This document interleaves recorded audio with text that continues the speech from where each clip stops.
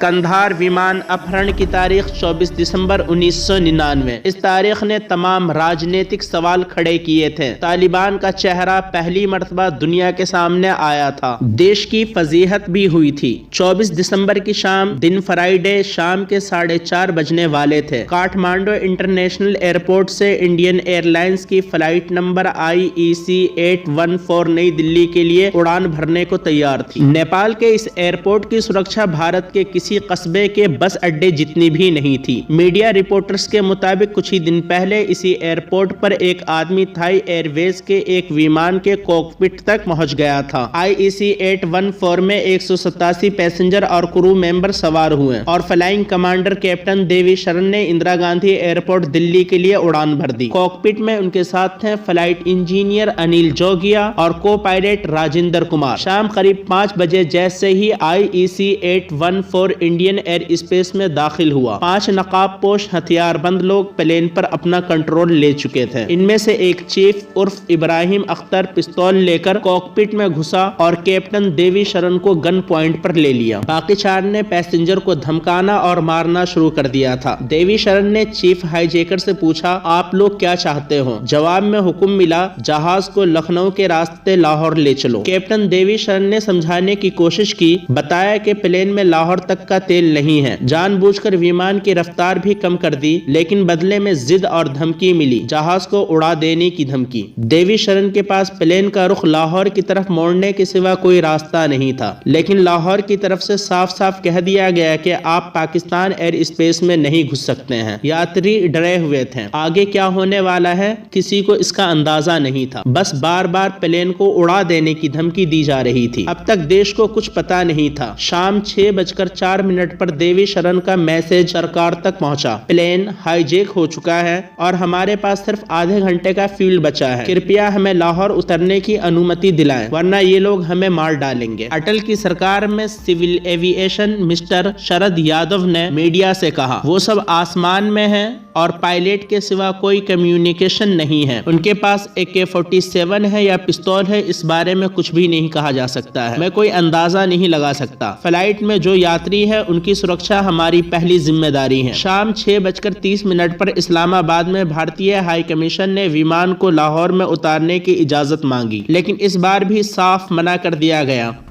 लेकिन अब तक देवी शरण ने हाईजैकर्स को विमान अमृतसर में लैंड कराने के लिए राजी कर चुके थे। प्लेन काफी देर अमृतसर एयरपोर्ट के ऊपर मंडराता रहा। आखिरकार करीब 7:01 पर लैंड हुआ। इधर सरकार चाहती थी कि प्लेन ज्यादा से ज्यादा देर तक अमृतसर एयरपोर्ट पर खड़ा रहे ताकि कुछ प्लान करने का वक्त मिल जाए। प्लेन के टायर पंचर करने की प्लानिंग की गई। अमृतसर पुलिस पूरे एयरपोर्ट पर तैनात की गई। वो लोग पायलट्स को बार बार टेक ऑफ करने के लिए कह रहे थे और पायलट एयर ट्रैफिक कंट्रोल से ईंधन की गुहार लगा रहे थे, लेकिन दिल्ली से निर्देश थे कि प्लेन को किसी भी तरह अमृतसर में खड़ा रखा जाए। इसके बाद उन्होंने अनिल जोगिया के सिर पर पिस्तौल रखकर उल्टी गिनती शुरू कर दी और कैप्टन देवी शरण से टेक ऑफ करने को कहा। आखिरकार बिना फ्यूल लिए जहाज एक बार फिर उड़ान भर चुका था। कुछ ही देर बाद जहाज लाहौर के आसमान में था। लाहौर एयरपोर्ट की बत्तियां बुझा दी गई थी। इजाजत अभी भी नहीं थी, लेकिन कैप्टन देवी शरण के पास कोई रास्ता नहीं था सिवाय जहाज उतारने के। तेल अब वाकई में कुछ ही मिनट का था। आखिरकार लाहौर एयर ट्रैफिक कंट्रोल से परमिशन मिल गई, लेकिन सिर्फ फ्यूल लेने के लिए। रात 10:30 बजे IEC 814 को दोबारा टेक ऑफ करना पड़ा। लाहौर से टेक ऑफ करने के बाद विमान काबुल होते हुए मस्कट और फिर ओमान तक गया, लेकिन कहीं लैंड करने की परमिशन नहीं मिली। आखिरकार 25 दिसंबर की सुबह करीब 3 बजे विमान दुबई में लैंड हुआ। यहाँ ईंधन भरे जाने के इवज में 26 यात्रियों को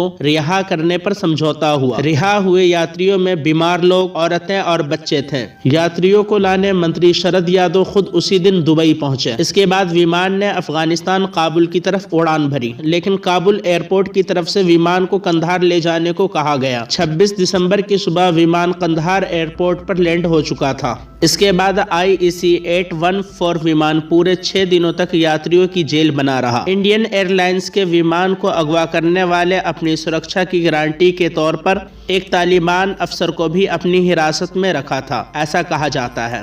देश कुछ दिन पहले ही कारगिल युद्ध से उभरा था। विपक्ष और जनता इमरजेंसी पीएम अटल बिहारी वाजपेयी को इसके लिए जिम्मेदार ठहरा रहे थे। दिल्ली में तमाम मुलाकातों और बैठकों का सिलसिला चल रहा था। वाजपेयी ने विमान में बंधक बने यात्रियों के रिश्तेदारों को प्रधानमंत्री आवास पर अंदर बुलाने और उन्हें सरकारी कोशिशें बताने के लिए कहा। तब तक समझौते की बात शुरू हो गई थी। उस वक्त अफगानिस्तान में तालिबान की सरकार थी। मुल्ला उमर और उनके विदेश मंत्री वकील अहमद मुतवक्किल बातचीत कर रहे थे। शुरुआत में बंधक यात्रियों की रिहाई के लिए बदले में देश के अलग अलग जेलों में बंद 36 लोगों को छोड़ने और एक सज्जाद अफगानी की लाश सौंपने और 20 करोड़ अमेरिकी डॉलर की रकम बतौर फिरौत देने की मांग की गई थी। मांग रखने वाला था मौलाना मसूद अजहर का छोटा भाई, और वो अंतर्राष्ट्रीय समुदाय की नजर में भारत को नीचा दिखाने में सफल रहा। इस संकट को निपटाने के लिए सख्त और तेज तर्रार कमांडो का दस्ता चौथे दिन 27 दिसंबर को कंधार एयरपोर्ट पर उतरा। पता चला कि तालिबान लड़ाके पोजीशन लेकर खड़े हैं। बातचीत के लिए वहां विवेक काटजू और सीडी स्याही मौजूद थे। काटजू इस ग्रुप की अगुवाई कर रहे थे। हमले की पोजीशन पर तालिबान थे। समझौते की बात शुरू ही तालिबान की तरफ से कहा गया कि मौलाना चाहिए। अफसरों को अंदाजा ही नहीं था कि मौलाना कौन है, किसकी बात हो रही है। फिर बताया गया मौलाना मसूद अजहर, हरकतुल मुजाहिदीन का मुखिया। मौलाना मसूद अजहर को 1994 में तब गिरफ्तार किया गया था जब वो अपने संगठन हरकतुल अंसार के कुछ अंदरूनी झगड़ों को निपटाने के लिए इंडिया आया था।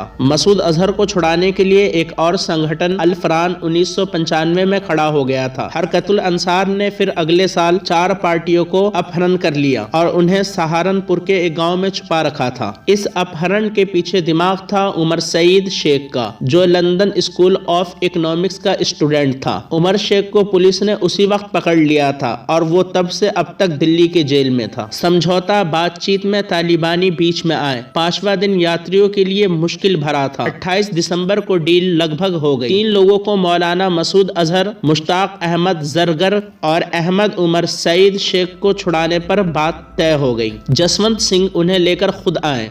तारीख थी 31 दिसंबर। पाकिस्तानी खुफिया एजेंसी ISI के लोग उनके रिश्तेदारों और दोस्तों को लेकर कंधार पहुंचे। उन्होंने इनको पहचाना और विमान में मौजूद हाईजैकर्स को बताया गया कि सब ठीक है, हिंदुस्तान ने कोई चाल नहीं चली है। हाईजैकर्स ने हाथ और खुशी के इशारे से यात्रियों को भी बता दिया कि वो कामयाब हो गए हैं। इस सूचना के बाद यात्रियों के चेहरे वापस जिंदा लगने लगे थे। कुछ देर बाद एक एक करके विमान से यात्रियों को उतारना शुरू कर दिया गया, लेकिन गनीमत थी कि पूरे लोग सही सलामत थे। मसूद अजहर को छुड़ाने के बाद एयरपोर्ट पर पहले से खड़े तालिबानी लड़ाके उनको अपनी गाड़ी में लेकर रवाना हो गए, बाद के कई घटनाओं को अंजाम देने के लिए। फ्रेंड्स, इस वीडियो के सिलसिले में आपकी क्या राय है? अपनी राय का इजहार कमेंट सेक्शन में ज़रूर करें। अगर वीडियो पसंद आई हो तो लाइक करें, शेयर करें। मज़ीद ऐसी वीडियो देखने के लिए चैनल को सब्सक्राइब करें। अगली वीडियो तक दीजिए हमें इजाज़त।